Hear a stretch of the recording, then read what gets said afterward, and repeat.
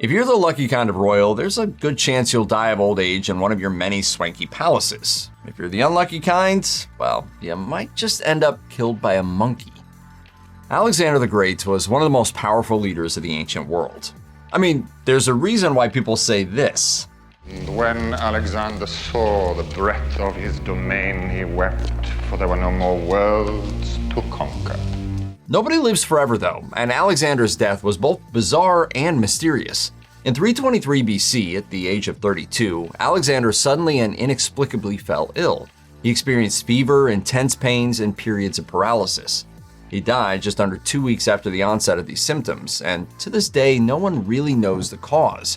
Rumors surfaced in the years following his death that Alexander had been assassinated by his enemies or rivals, and some historians have theorized that he might have died from a combination of malaria and old battle wounds.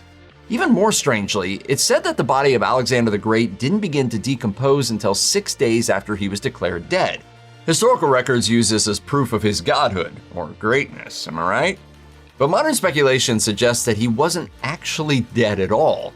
Rather, he might have contracted an autoimmune disorder that causes not only fever and pain, but also progressive paralysis. Doctors at the time decided you were dead based on whether they could see you breathing, but full paralysis could have rendered Alexander's breathing weak enough to be undetectable.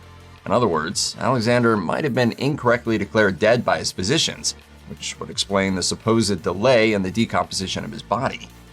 In September 1982, Princess Grace of Monaco was driving with her 17-year-old daughter when she lost control of the vehicle, sending it plummeting over the side of a cliff. Grace experienced 2 massive strokes during the accident, resulting in a brain hemorrhage. Declared brain dead in hospital, her family decided to remove her from life support the next day. Princess Grace of Monaco died today of a brain hemorrhage she suffered in the fiery crash of her automobile yesterday. As straightforward as that might sound, many people have questioned what happened that day. For one, Grace openly hated driving, leading to the question of why she decided to get behind the wheel in the first place. A few theorists have even speculated that Grace's daughter Stephanie was actually the one driving, or that the two were in the middle of a heated argument when the accident occurred. And then there's the spots where it all happened. Despite featuring a sharp turn, investigations found no skid marks on the road, and witnesses saw no brake lights on the car, which suggests that the vehicle was accelerating toward the turn, not braking. Princess Stephanie has stated that she tried to put the car into park and pulled the handbrake, but to no avail.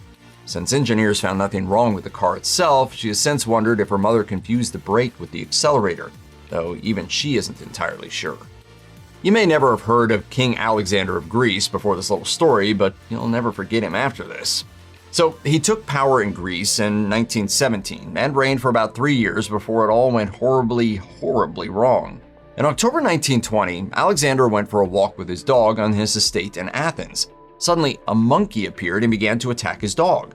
As Alexander stepped in to try and save his pet, another monkey jumped out at him and bit him several times. The monkeys were chased away in short order, leaving Alexander to tend to his wounds. Unfortunately, the king underestimated the severity of these wounds. They became infected less than a day later and only grew worse as the weeks passed. Doctors knew the situation was grave, but they weren't willing to commit to any particular treatment, mostly due to the fact that their best course of action would have been amputation. They continued to delay and debate, unwilling to take the drastic action needed to save the king's life. Alexander died just over 3 weeks after the attack. Emperor Valerian ruled Rome from only AD 253 to AD 260, a short stint in the midst of one of the Roman Empire's most unstable periods. Valerian hoped to bring back peace and order to the crumbling empire, and he failed pretty spectacularly. In AD 260, Valerian arranged to meet with the Persian Emperor Shapur, only to learn that he'd been led into a trap. Valerian was forced into a life of captivity in Persia. He was dragged around in chains and literally used as a footstool for Shapur. 2 different accounts of Valerian's death exist, and both are brutal and bizarre. One version of the story says that he was flayed alive. If you don't know what that means, I'll let the Roman author Lactantius explain what went down.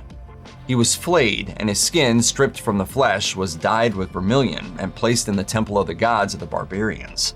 The other story claims that rather than being flayed, Valerian was forced to drink molten gold, a tale that has since been used for inspiration for this infamous scene.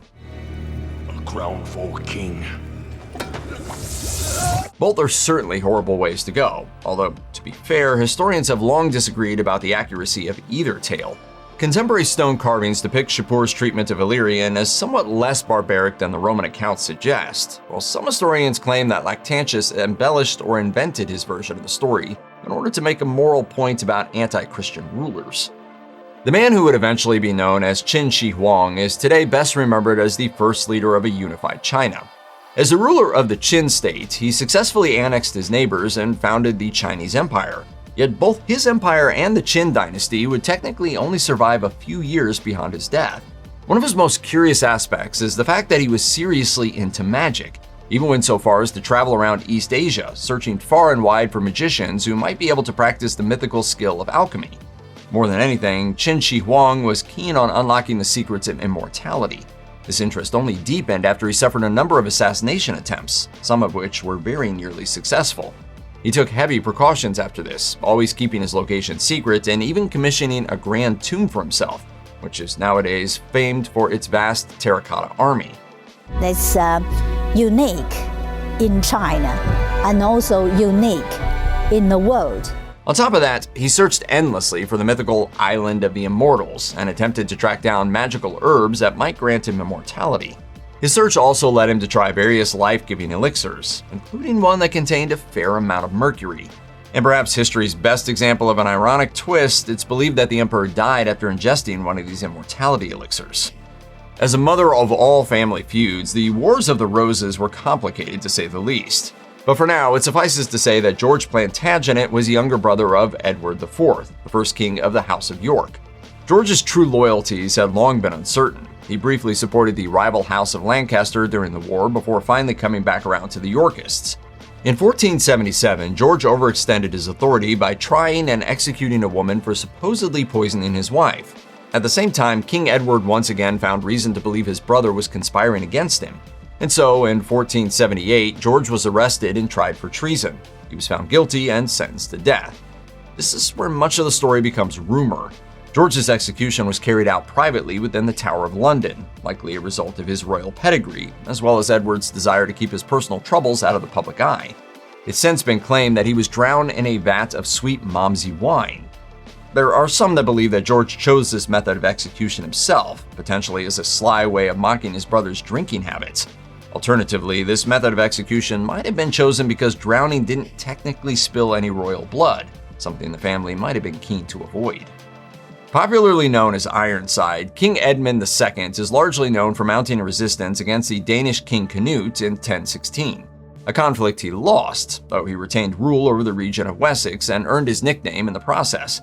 Just 7 months after Edmund and Canute signed a treaty dividing England in two, however, Edmund was dead. Some sources cite natural causes, but others point to assassination. Exact reports on the supposed methods of assassination vary, with some claiming poison was used against the king. Still, the most popular stories place the killing in the bathroom, specifically on the toilet. Some versions of the tale claim that the assassin hid underneath the floor, directly below the hole that the king would have sat on, and, well, without getting too graphic, had a knife, so figure it out. Another rumor suggests that the killer had set up a crossbow that was set to fire when the king arrived in the bathroom. Hey, that one sounds familiar too, don't you think? Man, George R.R. Martin stole everything. A traitorous nobleman called Edric Striona was named by some reports as the assassin in question. Edric himself was killed on Canute's orders just a year later, apparently because Canute didn't trust him not to switch sides again.